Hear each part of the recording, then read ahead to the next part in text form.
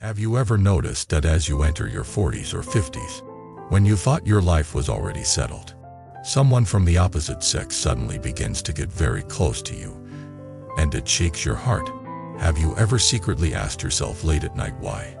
At this age, you can still be so easily moved by a message, a smile, or a gentle word that is not from your partner. Welcome back to the channel. I am your companion on this journey of seeing the heart more clearly. We are going to talk about a topic that many people feel but rarely dare to face directly.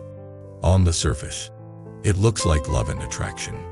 Underneath, it is about loneliness, karma, cause and effect, temptation, and the direction of your destiny. The text we are expanding from points out a very uncomfortable but honest observation. When people reach midlife, it is not unusual that an unexpected person from the opposite sex appears and starts to show care and warmth. Sometimes it is a colleague who suddenly becomes very attentive. Sometimes an old classmate who reconnects. Sometimes a neighbor. Sometimes someone from an online community. You feel seen, understood, appreciated in a way you have not felt for a long time. You tell yourself it is harmless. At the same time, you feel both sweet and uneasy, warmed and guilty. The teaching behind this story says that this kind of encounter usually hides two core truths. First, it exposes how deep your inner loneliness has become.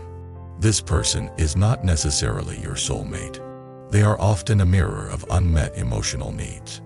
Second, it often carries the flavor of karma and tests. It shows where your practice really is.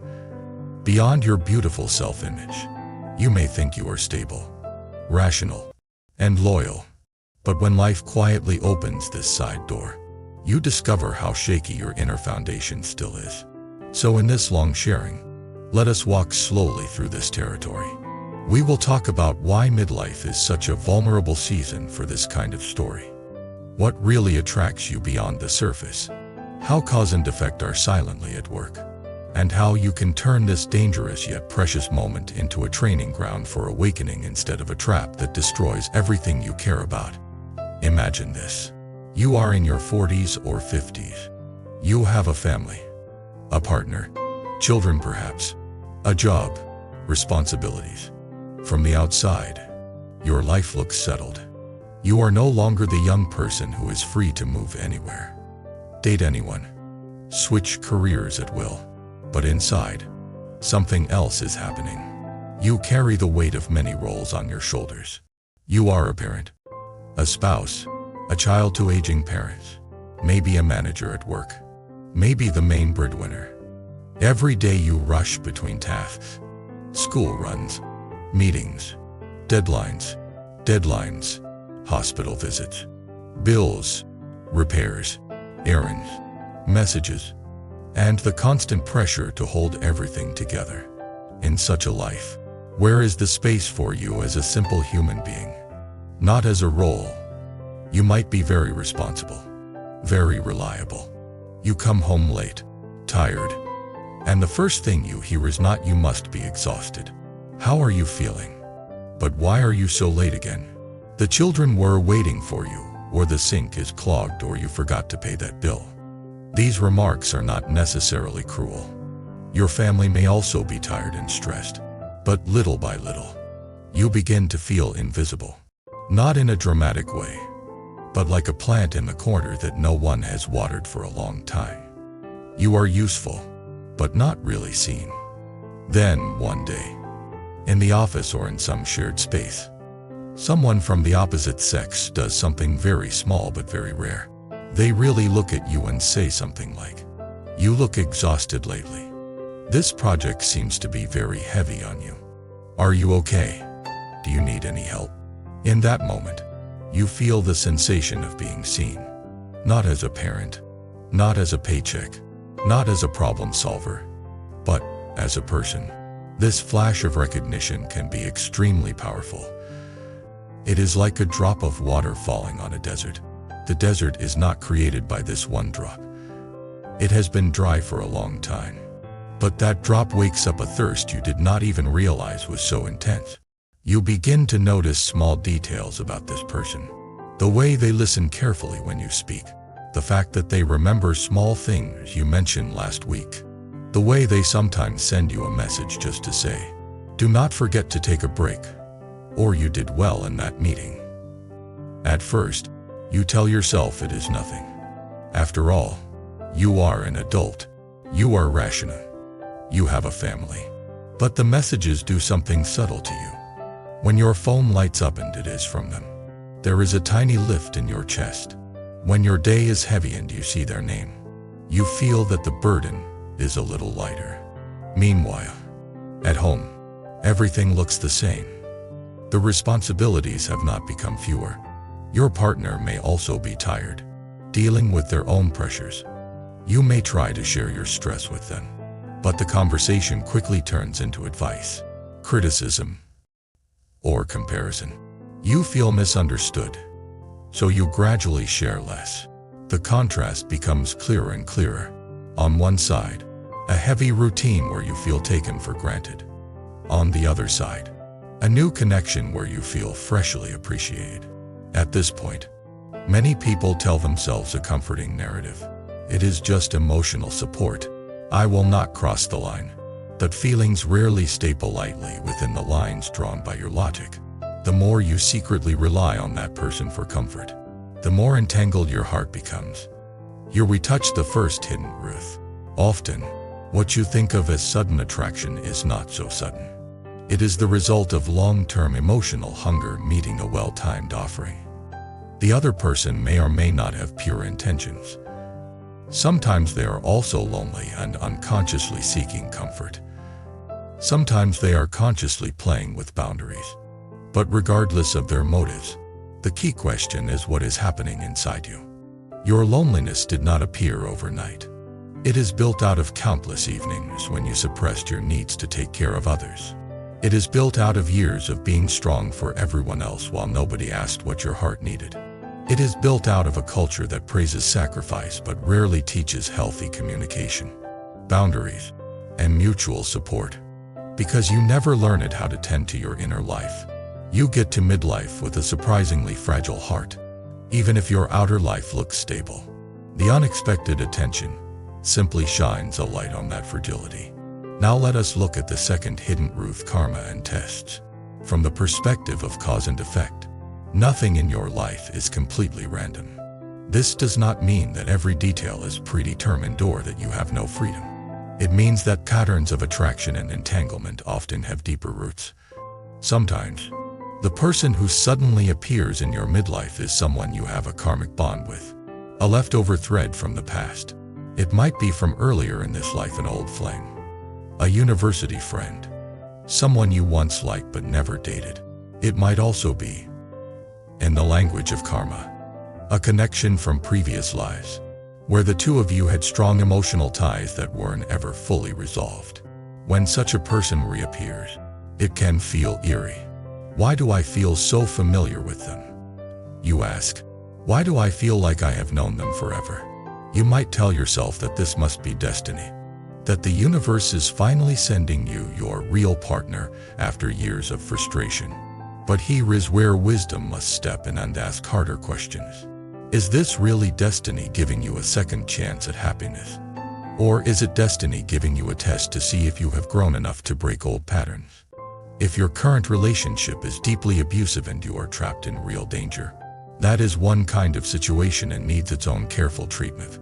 But very often, the people drawn into emotional affairs in midlife are not in extreme danger.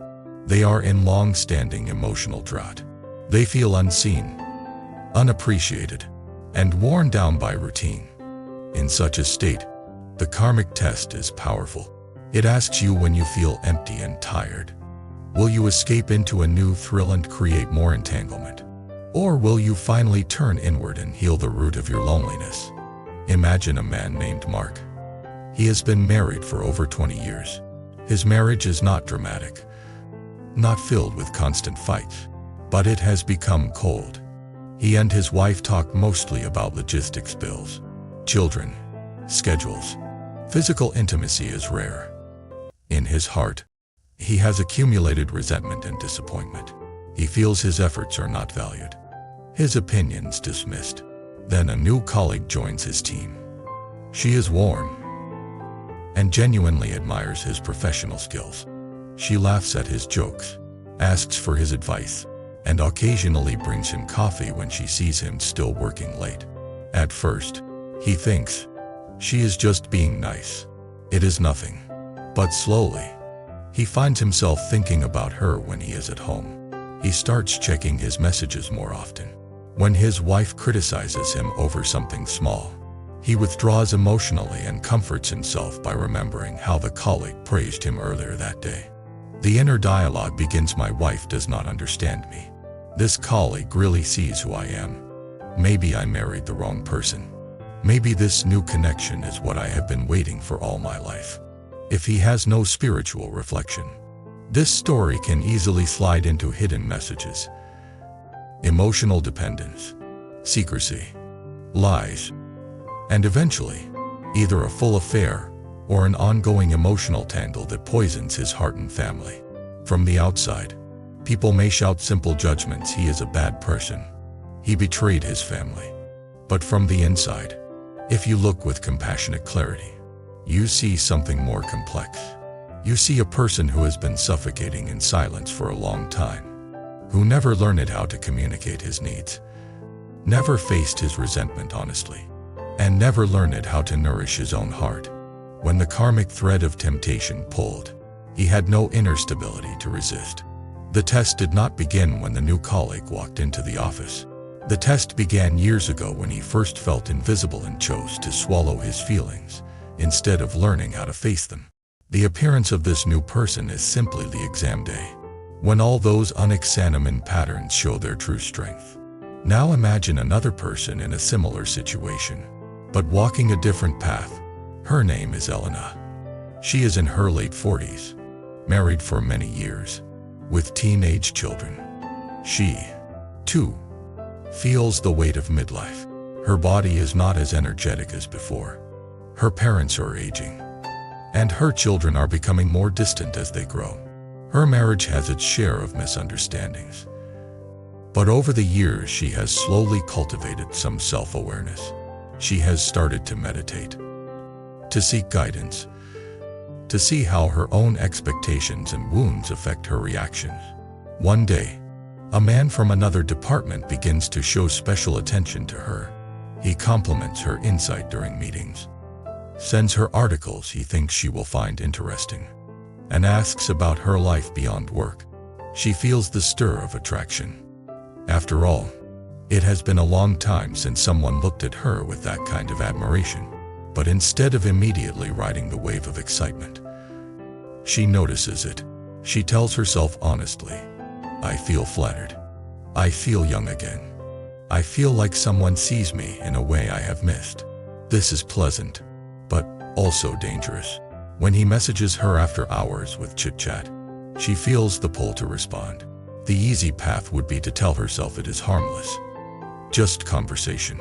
But another part of her knows that for her, in this vulnerable season, this is not harmless. It is a doorway. So she takes the discomfort and tension she feels into her practice. She does not lie to herself.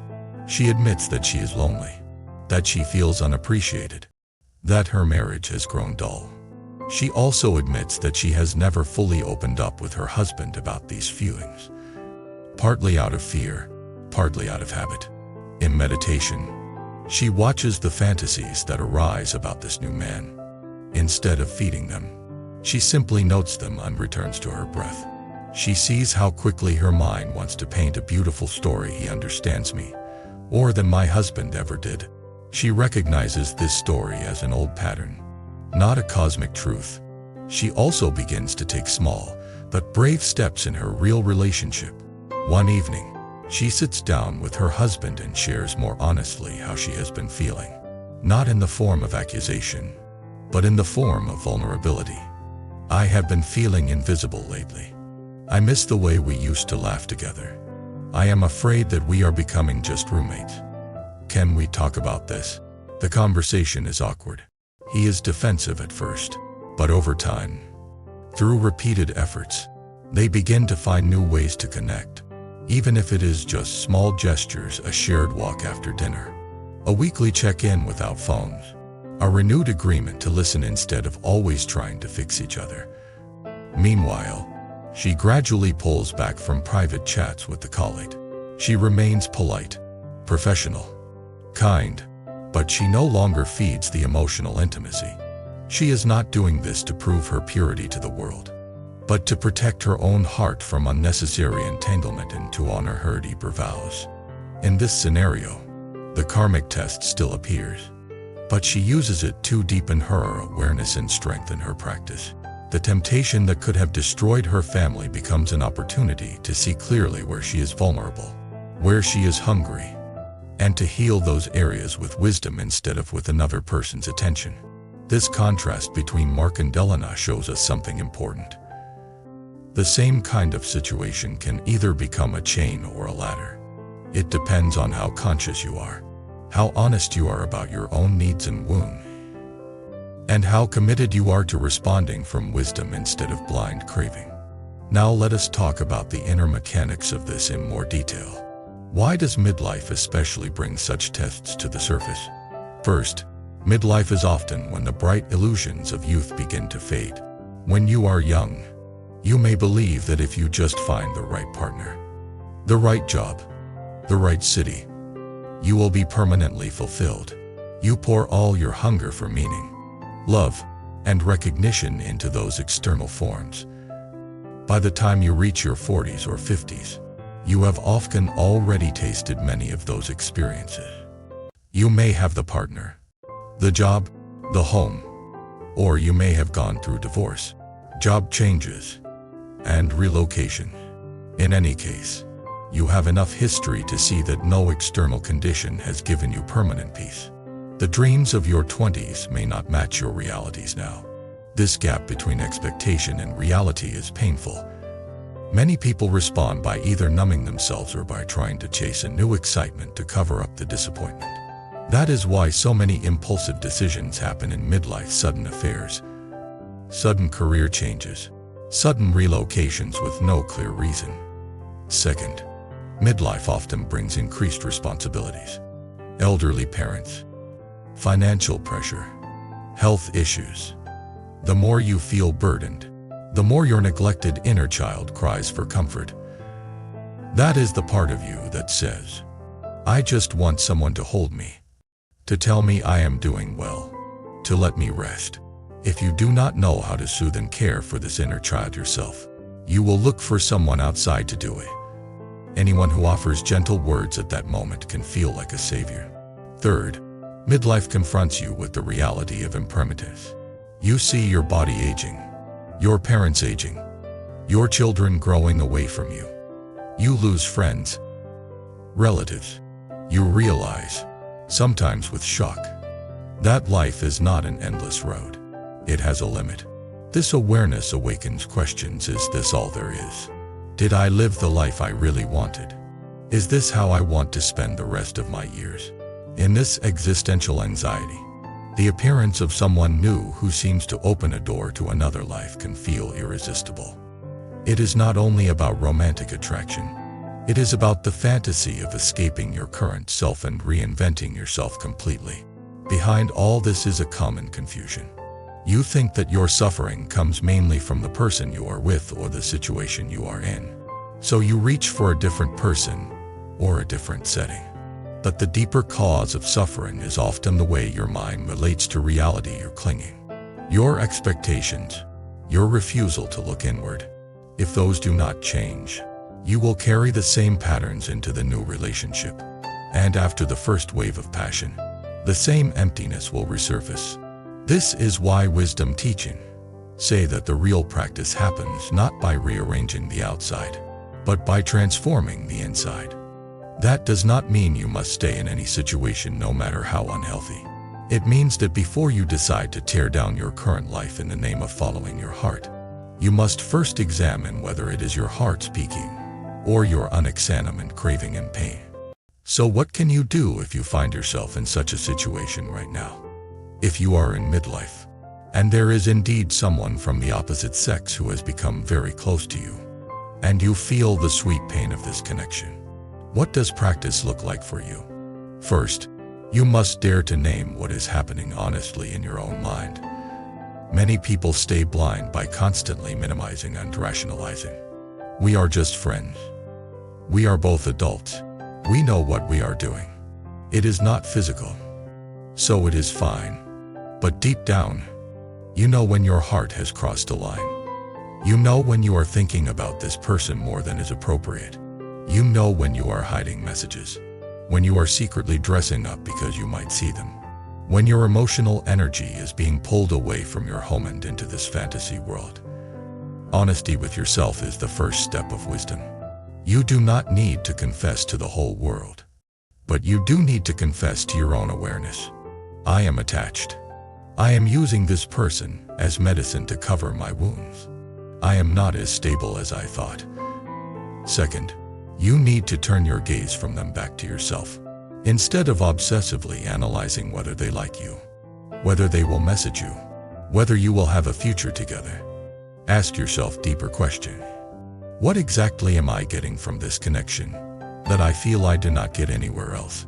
Is it being listened to, being admired, being touched gently, being treated as special? Where in my life have I neglected to express these needs in a healthy way?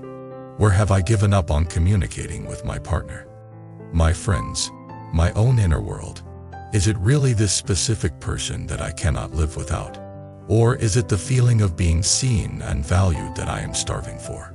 When you ask these questions sincerely, you may discover that what you are chasing is not this individual, but a reflection of your own neglected heart. This realization does not automatically remove the feelings, but it gives you a direction for practice. Third, you can start to rebuild your inner nourishment. If your whole sense of being loved and valued depends on one person's texts or smiles, you are in a very fragile place. You need to reconnect with the sources of strength that do not depend on this new person. That might include your practice of meditation or prayer, time in silence, creative hobbies that express your true self, honest conversations with old friends who know your history, therapy or counseling, physical self-care. It might also include revisiting your relationship with your current partner, if you have one. Not with the naive hope that it will suddenly become perfect, but with the humble willingness to see your own part in the distance that has grown. Are there grievances you have never expressed calmly? Expectations you have never clarified? Ways you have silently punished them instead of communicating? Ways you have treated them not as a partner, but as an opposing force? Sometimes, when people start working on their inner world and on their existing relationships, they realize that a lot of the emptiness they blamed on their partner actually came from their own unresolved wounds and unrealistic expectations. Fourth, you need to be realistic about cause and effect. Ask yourself plainly, if I continue down this path of secret emotional dependence or affair, what will be the likely consequences in 1 year, 3 years, 10 years? Picture your partner finding out. Picture your children learning the truth. Picture the trust that will be broken, not only now but in their long-term ability to believe in stability and commitment. Picture yourself living with the weight of that regret. Also picture the relationship with this new person after the initial thrill fades. When daily life realities hit, will they still look as golden? Or will both of you carry the heavy burden of guilt and unresolved responsibilities from the past? Cause and effect is not a religious threat. It is a description of how reality unfolds. Every action creates ripples. When you see those ripples clearly before you act, you are more likely to choose wisely. Finally, you can frame this whole situation as part of your path of awakening. Instead of thinking, I am a terrible person, I should not have these feelings, see yourself as a human being who has reached a point in the journey where certain hidden tendencies are being revealed. If you respond with honesty, humility, and willingness to learn, this difficult stage can deepen your compassion, both for yourself and for others who struggle with similar temptations. You will no longer judge so quickly when you hear about someone else's affair. You will understand the complexity of craving and pain. You may even come to thank this person quietly and from a distance. Not because you pursued a relationship with them, but because their appearance forced you to face the emptiness you had been running from. Through that confrontation, you were pushed to grow, to practice, to awaken. Now let us shift to a more personal, heart-level reflection. Perhaps as you are listening, you remember your own midlife storm. Maybe it happened years ago, and you are still living with the consequences. Maybe it is happening right now. Maybe you are on the edge of a decision that could change many lives. If you have already gone through such an experience and feel a heavy weight of regret, know that you are not alone. Many people have stumbled at this test. Some have broken their families. Some have spent years trying to mend what was broken. Some are still in confusion. Regret, if handled wisely, can become a powerful teacher. It can awaken in you a deep understanding of cause and effect, a strong resolve not to repeat the same patterns, a tender compassion for the pain you have caused and experienced. If you are in the middle of temptation now, you have an opportunity that those who have already fallen did not take in time. You can pause. You can reflect. You can choose a different path. That path may feel boring to your craving, but it will feel peaceful to your deeper self. Sometimes, choosing to step back from a seductive connection feels like a kind of death. You are letting go of a fantasy that has been giving you energy. You might feel empty for a while, but in that emptiness, if you stay with awareness instead of rushing to fill it with more stimulation, you might discover something new, the quiet strength of a heart that is no longer at the mercy of every passing attraction. You might also discover that when you no longer use others as emotional anesthetic, you are forced to grow up spiritually. You must learn how to sit with your loneliness, how to care for your inner child, how to cultivate joy that does not depend on stolen moments. That growth is not glamorous. It does not look like a romantic movie. It looks like you, sitting quietly in your room, feeling your emotions rise and fall, breathing through them, praying for guidance, making difficult but clean decisions. It looks like you learning to have deeper conversations with your partner, even when both of you feel clumsy and defensive. It looks like you building a support network of friends and mentors who encourage your higher self, not your lower impulses. It looks like you remembering that your life is bigger than one temporary thrill, that your destiny is shaped not by how many times you fell in love, but by how many times you chose truth, kindness, and wisdom when it was hardest. As we come toward the end of this long sharing, let us gather the essential insights in simple words. When you reach midlife and someone from the opposite sex suddenly shows you unusual care and attention, it is rarely just a random sweetness. It is often a mirror of your deep, unspoken loneliness, and it is often a karmic test of your maturity, your self-knowledge, and your commitment to your values. You are not a monster for feeling moved. You are human. The important thing is what you do with those feelings. Do you let them drive your actions blindly? Or do you use them as a signal to examine your inner world, heal your existing relationships, and deepen your spiritual practice? Midlife is not only a season of crisis. It is a season of potential awakening. When the illusions of youth fade, you have the chance to build something more real, grounded. A wake heart that knows both the sweetness and the danger of desire, and chooses the path that leads to long-term peace instead of short-term escape. Before you go, I want to invite you to reflect in, if you feel comfortable, to share. Have you ever experienced unexpected attention from the opposite sex in midlife that shook your heart? How did you respond? What did you learn about yourself from that experience? Your story, told with care and respect for privacy, might be a great comfort to someone who is currently in confusion. If this video gave you clarity, if it helped you see your own heart a little more honestly, please support this channel. You can subscribe, like, leave a comment, or consider becoming a member. Your support helps us continue making long, in-depth content that speaks frankly about the real struggles of practice, destiny, and the human heart. Most importantly, after this video ends, Do something gentle but real for your own soul.